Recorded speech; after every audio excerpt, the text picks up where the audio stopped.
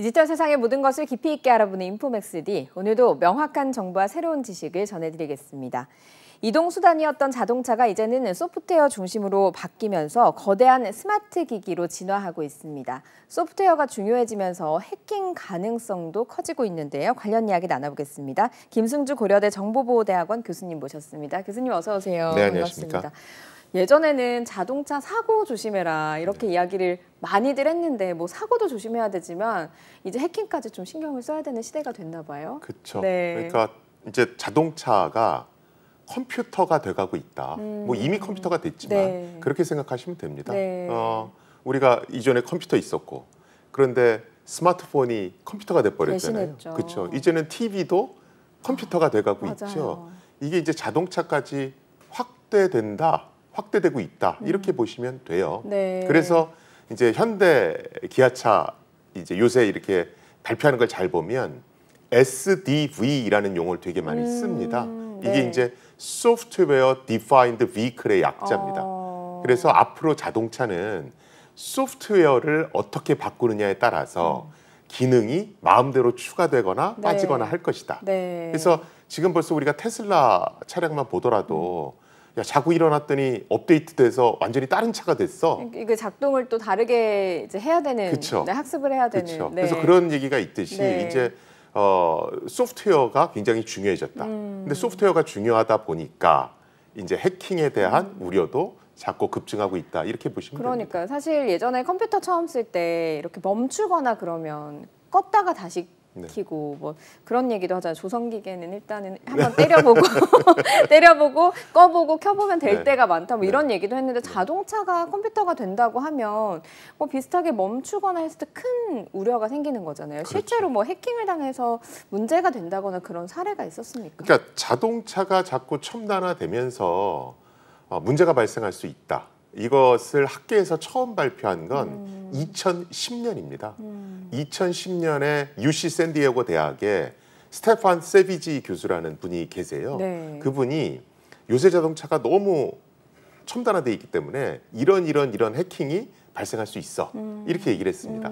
그런데 그 당시에는 그걸 어떻게 했냐면 차 안에다가 이제 노트북을 연결해서 네. 이제 그 안에서 노트북을 이용해서 어떻게 해킹하는지를 보인 거예요. 네. 그런데 그때 자동차 업계의 반응은 뜨뜻미지근했습니다. 뭐냐면 야, 해커가 자동차 안에 노트북을 연결할 때까지 그걸 놔두겠니? 네. 문 열고 들어가서 그쵸? 노트북 연결하고 그게 말도 안 되잖아. 네. 이랬던 거예요. 그러다가 2015년에 굉장히 유명한 해커 2명이 네. 실제 공장에서 막 나온 신형 차량을 대상으로 자기 집에서 원격으로 해킹을 시도했습니다. 그리고 그 영상을 유튜브에 공개를 했어요. 해킹이 된다는 걸. 그렇죠. 입증한 실제로 거네요. 그 영상을 보면 기자분이 차를 타고 고속도로로 나갑니다. 네. 근데 일단 이 친구들이 전화로 그 어떤 일이 벌어지더라도 놀라지 마십시오. 이렇게 얘기를 합니다. 그러면서 차가 달리는데 갑자기 문이 다 잠겨요. 그다음에 이제 계기판에 불이 다 꺼져서 내가 지금 네. 시속 몇 킬로로 가는지를 알 수 없도록 합니다. 그다음에 워셔액이 자동으로 막 나와서 앞이 안 보이게 해요. 그다음에 이제 라디오가 자동으로 켜져서 시끄럽게 막 소리가 나는데 꺼지지도 않습니다. 그리고 마지막에는 핸들과 악셀레이터 브레이크를 조정해서 차를 또랑에 이렇게 처박아 놓는 것까지가 나와요. 무섭네요. 네. 네. 그게 그 당시에 크라이슬러라는 회사에서 나온 네. 체로키 집입니다. 최신형 집이었거든요. 그게 딱 나오고 나서 해당 차량 140만 대가 리콜됩니다. 그게 엄청난 실제로 큰 타격을 줬네요. 해킹으로 인해서 제품이 리콜된 네. 최초의 사례고요. 어. 그 이후로 뭐 BMW라든가 테슬라라든가 이런 곳에서는 해커들을 고용해서 네. 실제 제품이 해킹이 안전한지 그 테스트를 항상 하고 있습니다. 지금도 이제 그러면 더 중요성이 강조되고 있는 상황일 더 강조되고 텐데 있죠. 최근에 뭐 샌프란시스코 같은 경우에는 로봇 택시라고 해서 자율주행차랑 택시를 결합한 그러니까 아주 능력이 좋은 자율주행차라고 하더라고요. 네네. 운전자 없이 돌아다니잖아요. 네. 그러면 마음만 먹으면 해킹을 해서 동시다발적으로 이제 멈추게 하는 것도 가능해질 수 있다는 생각이 들긴 하거든요. 이론적으로 가능하죠. 이론적으로 가능하고요. 실제로 그게 영화화된 적도 있습니다. 우리나라의 분노의 질주라고 그래서 네. 굉장히 유명한 네. 영화 시리즈가 있는데 그 시리즈 중에 해커가 모든 차량들을 대규모로 해킹을 해서 차가 막 도시를 막 휘젓고 다니도록 네. 하는 그런 영상이 있습니다. 네. 그게 그 크라이슬러 체로키 집을 해킹했던 그 해커들이 자문해서 만든 영화입니다. 실제로 도로에서 이런 일이 벌어진다라고 하면 뭐 영화야 그 안에서 스릴도 있고 또 뭐 이제 영웅이 나오고 그러니까 난세를 극복하는 과정이 나오겠습니다만 인명 피해로 이어질 수도 있기 때문에 대책을 좀 잘 세워야 될 것 같은 부분들이 있거든요. 이 부분은 조금 이따 여쭤보고요. 일단 요새는 보니까요, 무기까지 소프트웨어가 굉장히 중요하다라는 이야기를 전문가들이 많이들 하시더라고요. 항공기도 첨단화되고 있고, 얘기를 듣다 보니 뭐 무기도 첨단화되고 있으면 이런 곳에서도 해킹 가능성이 있는 거 아닌가 하는 생각이 들거든요. 네네. 네. 2017년에 영국에서 보고서가 하나 공개됐어요. 이게 베이직이라고 하는 약간 일반 시민단체에서 보고서를 하나 공개했는데 그 제목이 해킹 UK 트라이던트라는 제목을 갖고 있습니다. UK는 영국이고요. 네. 트라이던트는 핵 잠수함을 뜻하는 코드명이에요. 그러니까 영국의 핵 잠수함을 해킹하는 보고서입니다. 그래서 이 내용이 뭐냐 하면 군대에서 무기체계 얘기할 때는 인터넷과도 연결 안 돼 있고 안전하게 관리되고 있어서 해킹 안 됩니다. 안전합니다. 이렇게 얘기하는데 우리가 해봤더니 해킹할 수 있는 여러 통로가 존재하더라. 핵잠수함에요. 네. 그래서 그 핵잠수함의 제어권을 탈취해서 굉장히 위험한 상황을 초래할 수도 있다.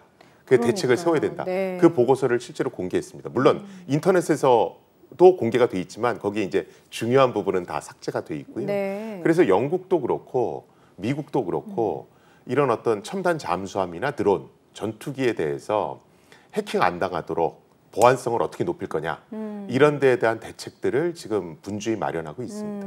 얼마나 됐어요? 그 보고서 2017년에 나왔다고 하셨으면 한 5, 6년 사이에 굉장히 많은 변화가 있었던 거네요. 그 그렇죠. 분야에 대해서. 실제로 제가 예전에 이렇게 다큐멘터리 프로를 촬영 갔던 적이 있어요. 그래서 방송팀하고 같이 갔는데 이분들이 이제 교수님 미국에 이제 나가는데 거기에 자동차를 해킹하는 그런 것들을 좀 해커들 인터뷰를 좀 딸 수 있을까요? 네. 좀 연결시켜 주십시오.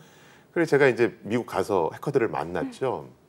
근데 요새 너 자동차 해킹하면 그거 좀 보여줄래? 이랬더니 자기는 요새 자동차 해킹하는 해커들이 너무 많아서 레드오션이라서 그거 안 한다는 거예요. 오히려. 그래서 뭐 하냐 그랬더니 비행기 해킹하는 거 연구한다고. 그래서 실제로 보면 미국, 중국의 비행기 해킹을 연구하는 친구들이 굉장히 많고요. 네. 실제로 그 결과들을 공유하고 있습니다.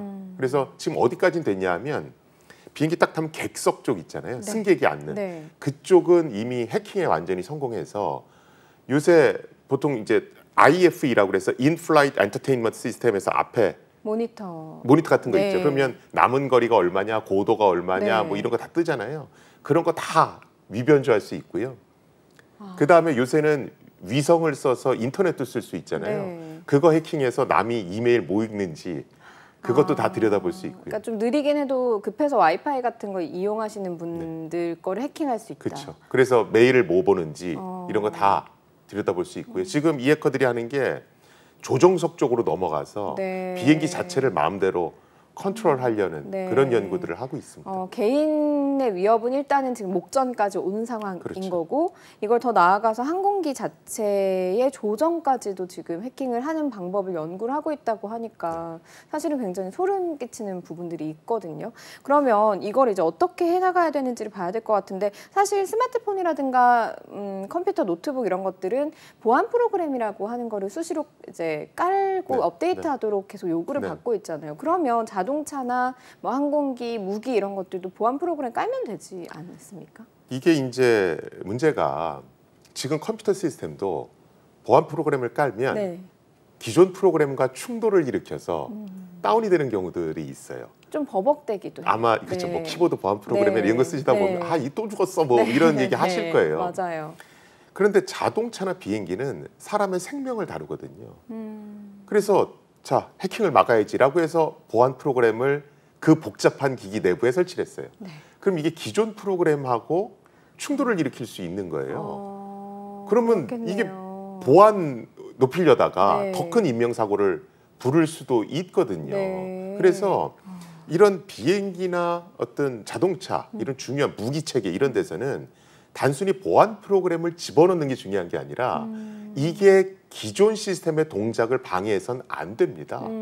자, 그러려면 개념이 좀 바뀌어야 돼요. 그러니까 여태까지는 어땠냐 하면 일단 제품을 만들어. 네. 그 다음에 무슨 뭐 안랩, 뭐 이스소프트 이런 데 가서 맞아요. 보안 네. 프로그램을 사다가 네. 설치했죠. 네. 그런데 이러다 보면 충돌을 일으킬 수도 있거든요. 그러니까 이제는 어떻게 해야 되냐 하면 처음에 자동차 만들 때부터 처음에 비행기 만들 때부터 무기체계 만들 때부터 보안을 같이 고려해서 네. 그 보안 기능 자체를 제품에 내장시켜야 됩니다. 일체화시켜야 되는 거죠.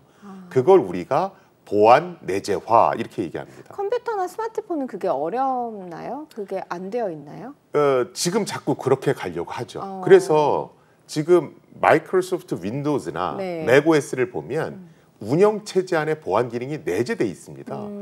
그래서 사실은 마이크로소프트 운영체제 잘 쓰시는 분들은 별도의 보안 프로그램 설치 안 하세요. 그 정도로 보안 기능이 내재돼 있거든요.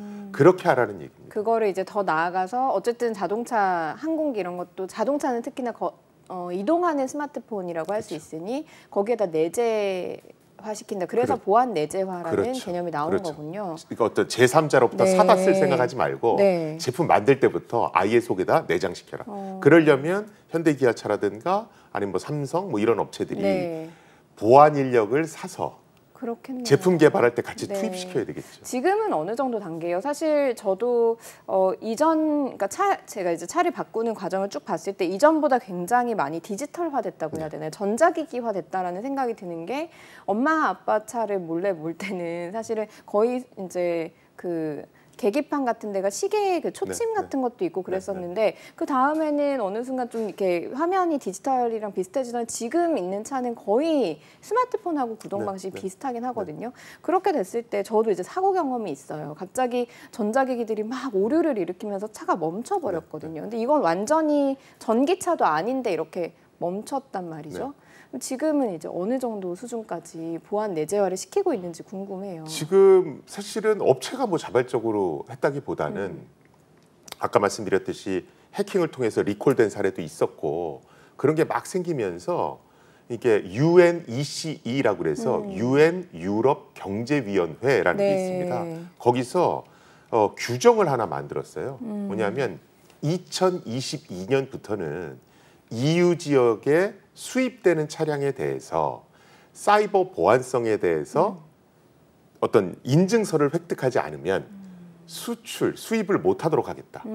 그러면서 이제 업체들의 발등에 불이 떨어진 거죠. 네. 그래서 뭐 볼보라든가 굉장히 많은 자동차 업체들이 이미 그 준비들을 다 했고요.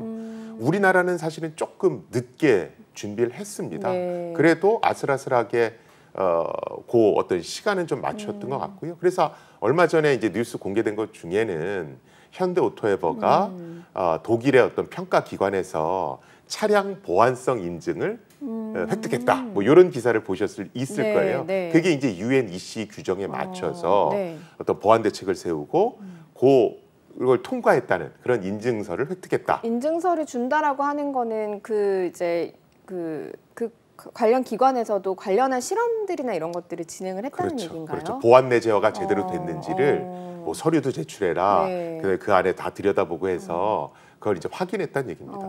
그 컴퓨터나 이런 것들에는 이제 앞서서 보안 프로그램을 깔게 되면 이제 충돌해서 문제가 생기기 때문에 자동차에는 그거를 깔기가 좀 어려운 부분이 있어서 보안 내재화를 해야 된다고 말씀을 하셨잖아요. 근데 업데이트를 하잖아요. 보안 프로그램들은. 보안 내재화한 것들은 뭐 그런 소프트웨어 업데이트를 통해서 좀 계속해서 좀 개발시켜 갈 가능성이 있는. 당연히 그렇죠. 그래서 UNEC 규정을 보면 2개 항목에 대해서 보안성 인증을 받아야 돼요. 네. 그게 CSMS라는 게 하나 있고 SUMS라는 게 있습니다. 그러니까 CSMS는 이게 사이버 시큐리티 매니지먼트 시스템의 줄임말이에요. 네. 그래서 이거는 보안을 제대로 내재화시켰냐 요거를 평가하는 겁니다. 그거 말고 SUMS라고 하는 건 소프트웨어 업데이트 매니지먼트 시스템이에요. 그래서 소프트웨어 업데이트 할 때 네. 이걸 안전하게 잘 할 수 있는지를 또 평가하는 겁니다. 이 2가지를 다 통과해야 네. 인증서를 받을 수 있습니다. 그 업데이트라고 하는 게 컴퓨터는 사실 이제 주기적으로 알아서 되기도 하고 이렇게 뜨잖아요. 네. 자동차는 어느 정도 기간에 한 번씩 업데이트를 해야 되는 그거는 정해져 거죠? 있지는 않고요. 그냥 스마트폰 업데이트랑 똑같다라고 보시면 돼요. 그래서 긴급 사항 같은 거 이런 것들은 뭐 자동 의무적으로 업데이트가 되도록 돼야 될 것이고 다른 것들은 이용자가 정해진 그런 시간 안에 업데이트를 할 수 있도록 돼야 될 거고요. 근데 자동차는 조금 더 복잡한 것이 자동차 운행 중에 갑자기 업데이트가 벌어지면 큰 사고가 날 수 있거든요. 그래서 그런 부분이 이제 스마트폰하고는 조금 다릅니다. 스마트폰은 보다가 들고 다니면서 업데이트가 이루어지면 좀 이따 통화를 하면 되지만 그렇죠. 자동차는 그게 안 되거든요. 그러니까 스마트폰 같은 경우에는 뭐 밤에 잘 때 이제 눌러놓고 업데이트 시켜놓고 한다든가 하는데 자동차는 시동 켜고 바로 이동하거나. 그렇죠. 그래서 보통 테슬라 차량 같은 경우도 그렇고 지금 업데이트를 이제 생활화하고 있는 그런 차량들은 주차돼 있을 동안에 그때 보통 업데이트가 이루어집니다. 그때 업데이트 하도록. 그럼 보안 내재화가 된다고 하는 거는 조금 더 유기적으로 지금 있는 자동차 시스템들이랑 보안이 연결되게끔 한다라고 그렇죠. 좀 이해를 하면 되겠네요. 그러면 앞서서 여쭤봤던 무기나 국방 이쪽에서도 이게 보안 내재화를 하는 것이 더 필요한 부분이 될 것 같거든요. 그렇죠. 실제로 뭐 첨단화가 무슨 뭐 자동차까지만 이루어지고 국방 무기들은 또 안 이루어지고 이런 건 아니잖아요. 지금 국방 분야에서도 소프트웨어의 중요성이 자꾸 올라가고 있습니다. 그래서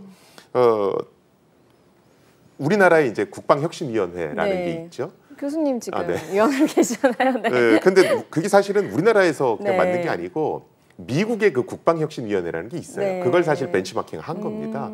미국의 국방혁신위원회의 위원장은 에릭 슈미츠, 그러니까 구글 CEO죠. 민간 기업 대표가 CEO를 합니다. CEO가 그 국방혁신위원장을 맡고 있는 거네요. 그러니까 미국은 뭐 1980년대 이때부터 민간과 어떤 국방 간의 협업은 굉장히 필수다 이런 인식을 갖고 있습니다. 그래서 그런 거에 대한 별 거부감이 없어요. 그리고 자꾸 IT와 첨단화 돼가면서 민간의 어떤 그 첨단화된 기술을 빨리 흡수해야 된다 이런 게 있거든요. 그러다 보니까 이제 에릭 슈미츠를 CEO로 의장으로 하는 국방혁신위원회가 만들어진 거고요. 우리는 대통령께서 위원장이시죠. 근데 그 국방혁신위원회에서 굉장히 강조한 게 소프트웨어입니다. 지금 민간이 주도권이 소프트웨어 업체로 넘어가고 있듯이 국방도 분명히 그렇게 된다. 그러려면 국방 소프트웨어를 어떻게 현대화시킬 거냐. 거기에 대해서 준비를 해야 된다. 이런 얘기를 한 겁니다. 많은 분들이 야 그거 뭐 소프트웨어 하던 거 그냥 하면 되지. 뭐가 문제인데 이렇게 생각하실 수 있는데 사실은 무게 중심을 소프트웨어로 이동시키면 굉장히 많은 게 바뀝니다. 그러니까 하다못해 우리는 여태까지 하드웨어 중심의 계약을 했어요. 그러니까 하드웨어 그러니까 뭐 미사일이다, 탱크다 이런 하드웨어를 만드는 업체랑 계약을 하고 소프트웨어는 너희들이 알아서 설치해 갖고 와 이런 개념이었거든요. 근데 이런 계약 시스템은 소프트웨어 중심에서는 이게 더 이상 통용되지가 않습니다. 왜냐하면 아까 말씀드렸듯이 소프트웨어는 업데이트가 중요하잖아요. 근데 하드웨어 중심으로 계약을 해버리면 하드웨어를 도입하는 순간에 계약은 종료됩니다. 그럼 업데이트 될 때마다 그 비용을 어떻게 지불하지? 이 문제가 생기는 거예요. 그렇겠네요. 그래서 사실은 소프트웨어 중심으로 간다는 건 그 업데이트를 단순히 AS로 치부하지 않고 거기에도 정당한 대가를 지불하게 해주겠다. 그래서 제대로 된 소프트웨어 모듈이 설치되도록 업데이트 되도록 구조를 바꾸겠다. 뭐 이런 걸 다 포함합니다. 그래서 미국에서는 아예 소프트웨어를 하나로 빼서 이 소프트웨어를 어떤 식으로 국방에 조달할 거냐, 어떻게 평가할 거냐 이게 아예 따로 빠져나와 있습니다. 지금 뭐 그 전쟁에 AI 로봇이라든가 이런 로봇도 등장할 수 있다라고 하고 있고 드론도 마찬가지고 그러니까 이제 소프트웨어 기술과 국방, 무기, 방산의 이제 결합이 중요해지는.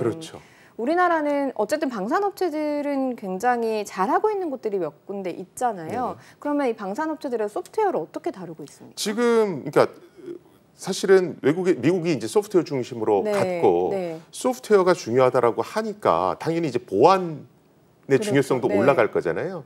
그래서 미국 같은 경우는 2015년에 국방부에서 사이버 전략이라는 걸 발표했어요. 그래서 무기 체계의 사이버 보안성을 끌어올리겠다.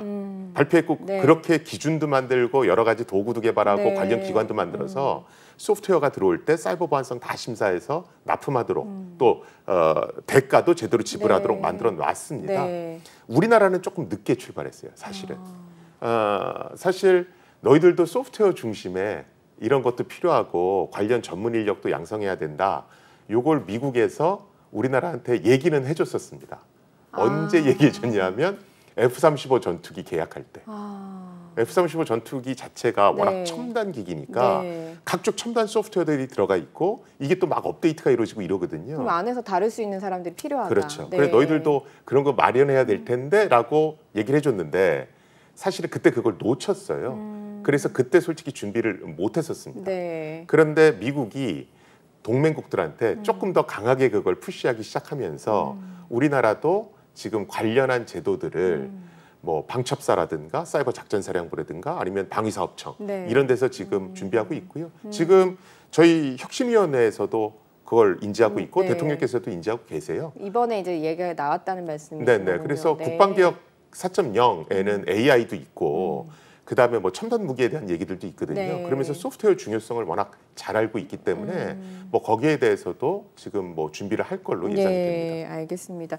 이제 자동차 해킹을 넘어서서 이제 무기의 해킹까지 걱정을 해야 되다 보니까 정부에서도 이런 인식을 가지고 대책을 마련하기 시작한 단계다 정도로 이해를 하면 될 것 같은데요. 그러면 우리나라가 앞서서 이제 유럽의 규제에 맞춰서 현대차도 이번에 그 인증서를 받았다라고 하는데 조금 늦게 시작했다고 말씀을 하셨잖아요. 그럼 우리나라 기술 수준이 어느 정도, 그러니까 보안 내재와에 관련해서요. 이 보안과 관련해서 어느 정도 기술 수준에 있다고 좀 보면 되는 거예요? 그냥 그러니까 숫자를 예를 들어 국제 표준의 네. 보안성 수준, 그러니까 보안 내재와의 수준을 평가하는 게 한 레벨 1에서 7 정도까지 있습니다. 네. 이제 그걸 놓고 봤을 때 보통 상용 제품, 그러니까 군에서 쓰는 거 말고 상용으로 쓰는 제품은 4 정도 되면 최고 등급이다 이렇게 보통 얘기를 해요. 네. 윈도우즈라든가 네. 뭐 아이폰의 맥 OS 뭐 이런 것들 그게 보통 4에서 4 플러스 정도를 받습니다. 네. 높네요. 그러면. 네네. 그다음에 보통 자동차나 무기에 들어가는 건 이제 뭐 6, 뭐 7, 막 이 정도 수준을 받으라고 얘기하거든요. 네. 워낙 중요하니까. 네. 우리나라는 진짜 많이 쳐주면 한 3.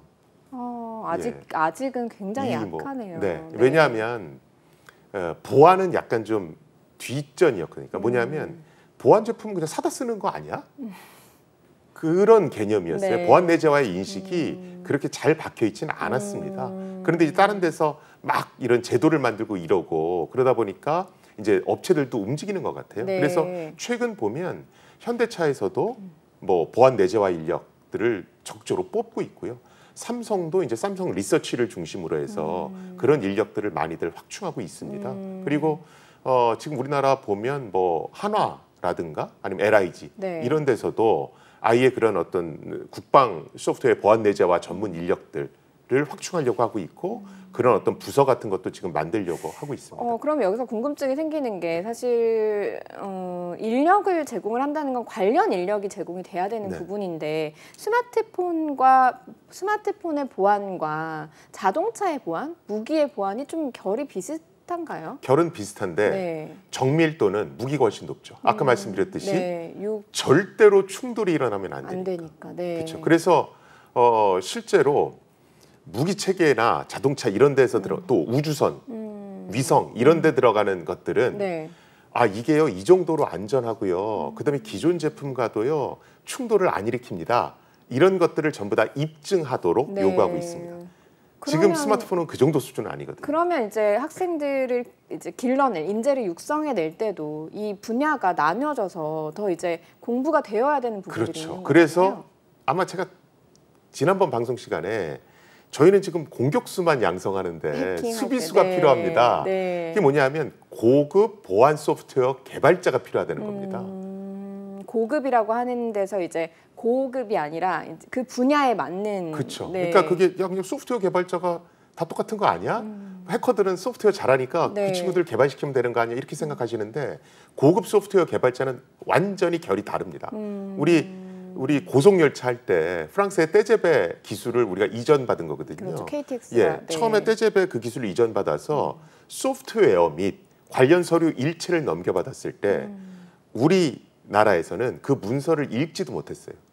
아, 그래요? 네. 그런 걸 할 수 있는 그런 정밀한 소프트웨어 개발자가 필요한 겁니다. 우리 네. 뭐 보이저나 이런 거 몇십 년 동안 우주를 날아가는데 갑자기 걔가 중간에서 뭐 꺼졌다든가 갑자기 오류가 발생해서 그냥 우주 어디로 미아가 됐는데요. 네. 이런 얘기가 없잖아요. 네. 그렇게 충돌이 안 나고 에러가 안 나면서 몇십 년 동안 지속될 수 있는 그런 소프트웨어를 개발할 수 있는 그런 굉장히 정교한 소프트웨어를 만들 수 있는 그런 인력이 필요한 겁니다. 그럼 결국에는 이제 IT 쪽에서 하는 그런 인력들도 무기와 관련된 하드웨어까지 좀 이해가 있어야 되고, 당연히 네, 그리고 뭐 자동차면 자동차와 관련된 이해도가 높아야 되고 이게 결합되는 그런 학문에 있는 기로에 지금 서 있는 거군요. 그걸 이제 도메인 네. 날리지라고 우리가 보통 네. 얘기하는데 컴퓨터 관련한 거, 스마트폰 관련한 거는 우리 서점 가면 책들 많잖아요. 네. 그런데 무기체계, 위성, 자동차는 관련 서적이 없어요. 네. 그러니까 그 지식 자체, 자동차가 어떻게 생겼는지 알아야 소프트웨어를 거기 맞게끔 개발할 네. 거 아니에요. 네. 그래서 사실은 자동차, 무기체계, 위성 이런 것과 관련한 고급 보안 개발자를 양성하는 게 네. 굉장히 어렵습니다. 그게 결국에는 이제 보안 강국으로 가는 길이 될 것 같습니다. 그리고 최근에 나오는 그 신기술 중에 뭐 최근이라고 하기도 좀 민망하네요. 블록체인이 있잖아요. 네. 이게 보안이 또 강하잖아요. 네. 이걸 이용해서 자동차 해킹이나 무기 해킹을 막을 수는 없을까요? 그러니까 블록체인은 보안에 강한 기술은 아니에요. 네. 블록체인은 데이터 위변조에 강하지 그게 무슨 해킹을 막아주는 그런 기술은 아닙니다. 네. 그래서 뭐 자동차 보안이라든가 무기체계 보안을 끌어올리기 위해서 사용하는 건 좀 무리가 있고요. 네. 보통 블록체인은 미국도 그렇고 유럽도 그렇고 군이나 자동차 업체에서 어디 쓰냐면 네. 어떤 공급망 관리할 때 공급망 관리할 때는 어느 회사에서 어떤 부품을 몇 개나 갖고 있고 네. 뭐 이런 걸 투명하게 쫙 관리하는 게 중요하잖아요. 블록체인이 갖고 있는 그 투명성 때문에 어디에 지금 부품이 몇 개 정도 있고 이런 것들을 투명하게 관리하기가 굉장히 좋아요. 네. 그래서 군이나 자동차 업계에서 공급망 관리하는데 블록체인을 많이 씁니다. 그걸 이제 보안으로 이용하기에는 조금 취약성이 있는 부분이 있다라는 말씀이신 거군요. 오늘 사실은 자동차 해킹에 대해서 여쭤보려고 모셨는데 그 얘기도 해주셨지만 많은 부분들이 첨단화되고 소프트웨어의 중요성이 대두되면서 사실 이 부분에 대한 인력 양성과 보안이 굉장히 중요해졌다라는 얘기까지 해주신 것 같습니다. 이쪽에 인력이 중요하다는 얘기는 결국에 사람이 굉장히 중요한 부분이 있는 거네요. 맞습니다. 네, 이쪽이 중요하다는 얘기 계속해서 강조해주고 계시는데 관련 대책이 나왔으면 좋겠습니다. 여기까지 듣겠습니다. 고맙습니다. 네, 감사합니다. 네, 인포맥스D 벌써 마쳐야 될 시간이 됐습니다. 영상을 보신 후에 궁금하신 점이나 개선해야 될 점이 있다면 유튜브 연합뉴스 경제TV 채널을 통해서 댓글을 달아주시면 더 좋은 방송으로 찾아뵙겠습니다. 고맙습니다.